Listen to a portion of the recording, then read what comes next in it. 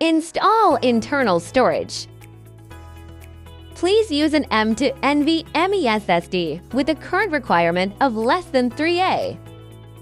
Please disconnect the power supply of MS-1 before installing or uninstalling the internal storage.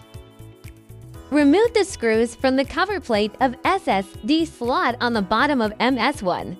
Remove the cover plate, remove SSD screws.